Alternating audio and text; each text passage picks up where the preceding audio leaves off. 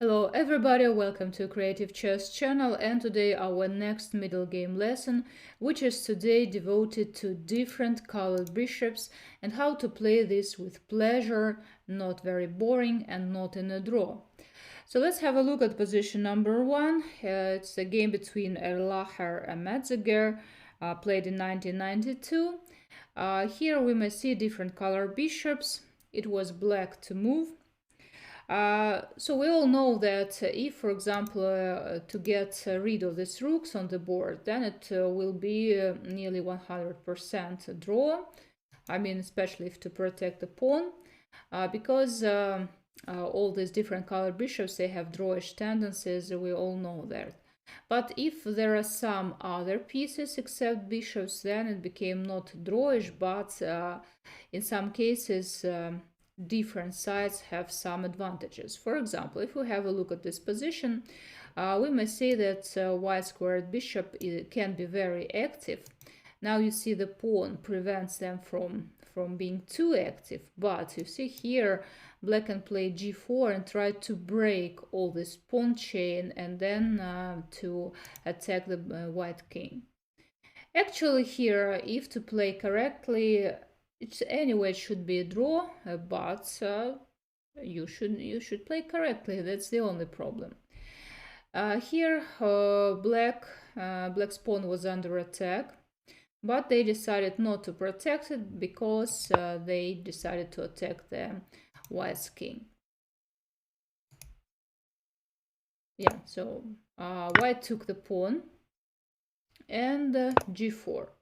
You see how I have mentioned, black is trying to open their bishop. If, for example, white had their own light square bishop, then they would probably put it somewhere here, try to capture, to change them. But now they don't have this bishop. That's why they have some problems with light squares. At the same time, we can't say that black has any problems with this bishop because, yes, it's capturing some pawns, that's a problem. But at the same time, the rook is far away, it needs to be activated, but you see that pawns are under attack, that's why white played attacking both the rook, the queen, the pawn. Yes, and now white takes one more pawn. But of course, black took the pawns, and finally you see the bishop is becoming very, very strong. Bishop goes to f4, and what to do? Black is doing everything correctly. They sacrificed a pawn. Their rook is standing on the second rank very actively, preventing white king from going to the center. Their bishop is a beast. But what? There is no attack. Okay, we can give one check. Of course, white would retreat here. Of course, guys, not there. I hope you understand this. Yes, that after all this, or maybe even checkmate, yes, there will be checkmate in one. So, of course, that's why after such checks, king would go here. And what to do? No ideas, the pawn is protected. That's why black decided to activate one more piece, which is usually standing in the openings very calmly and quietly, but in the end game it's really should be active. And you see that black king is going to g4, is going to the attack the dark colored bishop, then probably to play f4 and capture the pawn on h2. This is the plan, and moreover, if the king is closer to his opponent, maybe he'll have some checkmate ideas. Rook e1, that's a good possibility for white to exchange the rooks, and of course black doesn't want to do this. They attack the pawn. a4, king g4, we now attack the bishop. Bishop goes to d6 and f4. Now black is ready to take the pawn. h3, it's a good move. King goes to g3. So why not to take the pawn? We might have taken, but then we'll lose our pawn. and it will be very sad for white, for black. So that's why they go to g3, and here came a blunder from white. You see, all black's pieces are very active now, but here computer shows draws, like zeros. What to do now? It's time for white to activate their rook. They're standing here and the rook is not active. That's why the best idea was to play rook e7, try to make some checks to attack this pawn, maybe to capture it. If black just checks, okay, we can retreat. If he wants, he may exchange, but it's a complete draw. And if not, then he has to return back, and again we put our rook on e7. So that was an idea. Instead they played h4, so after king g3, instead of these ideas, he just played h4. It was a blunder. After h4, and he just lost. After move, rook goes to h2, and here checkmate is coming, and a very bad position. The only thing to save is just to play bishop to a4, but you see that it's completely lost. Okay, you see here, yes, different color bishops, but we see that we have an opportunity to open light squares and then to attack. Of course, again, so if black had played correctly, it's a draw, but you need to play correctly. That's the only problem in chess. So let's have a look at another position. It's the game played in 1931 in the USSR. And I like this position because it's really very interesting. We can see again, so different color bishops, but a lot of other pieces. It's middle game, but with different colored bishops. Here we may see this wonderful bishop on b7. It might have been very, very active, if not a pawn on d5. Then what to do? And black found here a very nice idea. They might have taken like this, but in this case you see knight is standing very nicely on the square. The queen is not feeling very easy because of this constant checking ideas. Or here, of course, yeah. And if to take, I will just take, and black will have no advantages. That's why actually the idea of taking isn't very nice. And black found a super interesting move, is to play bishop to f6. After this move, it became clear that black's idea is just to eliminate the knight and then to take with the bishop and try to press, to make some pressure on g2 square. White played queen a4, bishop c3. Here white is attacking our queen. They took the pawn, but okay, we're activating the queen and want to attack g2 square. White took again, took, and after queen goes to g6, we're already threatening a checkmate on g2. And how to protect it, by the way, how to protect. In the game, they followed a very crazy move, g4, looking very funny, but here c4 pawn is protected by the queen. But okay, anyway, here is a lost position. Even if we play more nice looking move like g3, in this case, black, I would just play b5. The idea is just okay, here we want to play queen either to e4 or to c6, yes, and to checkmate white king. That's why, but we can't go here right now because the queen controls all the squares, both squares. And in this case, b5 is a good move because if, for example, queen takes, then we go to e4 and then we checkmate.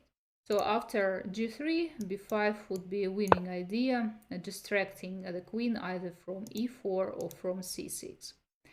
Okay, and the game followed g4, and after again the same story, b5 move.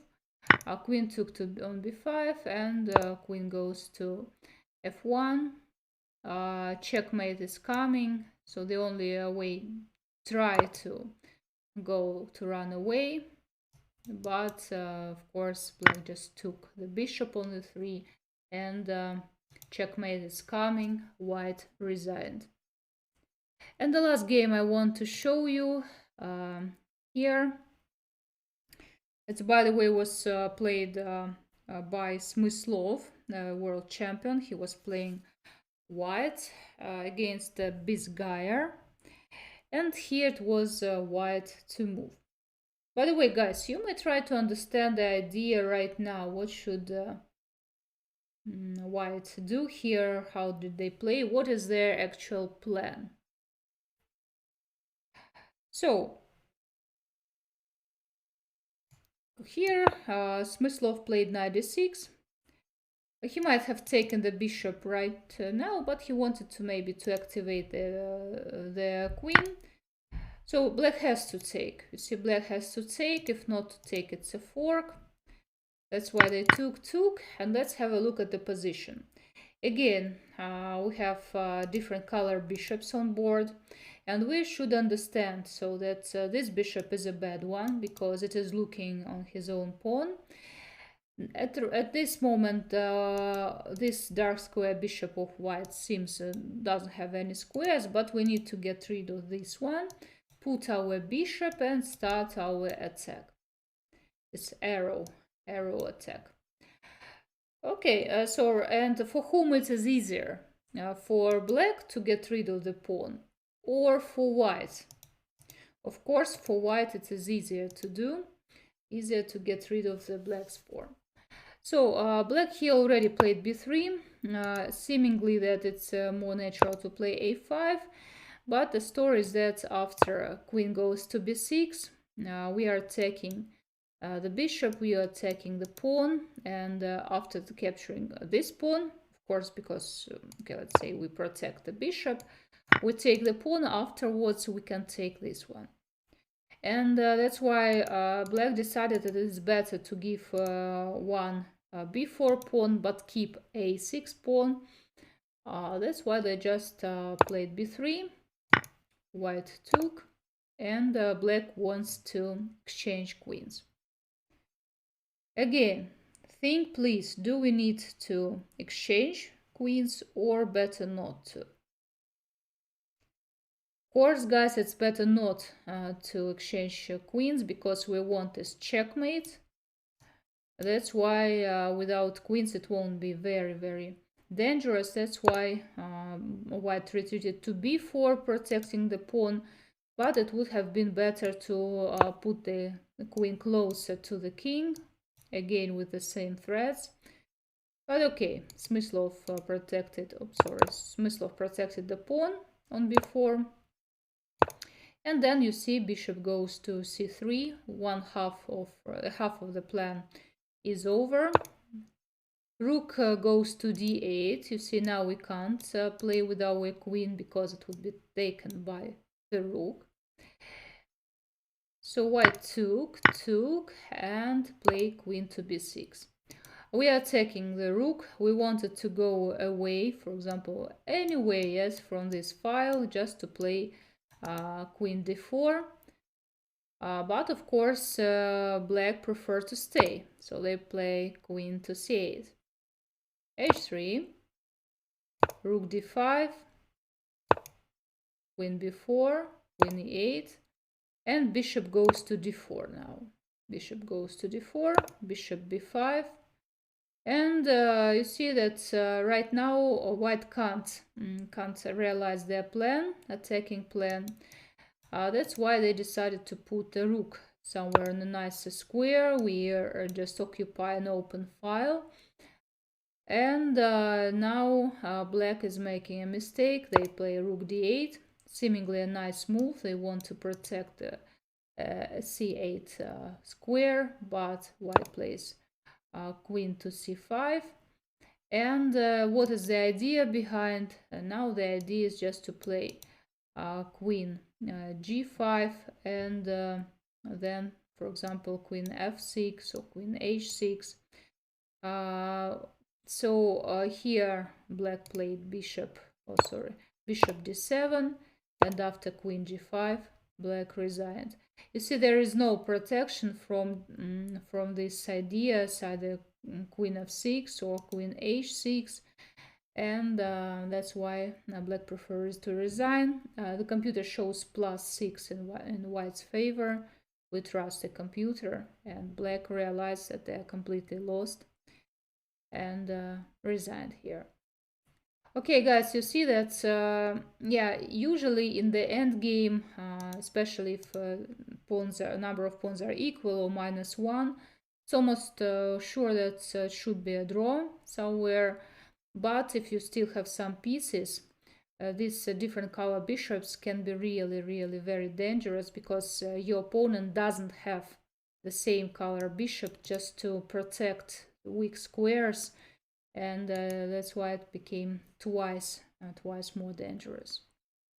Okay, guys, that's all for today. Hope you liked the video. Please subscribe to my YouTube chess channel. See you in my next videos, and bye bye.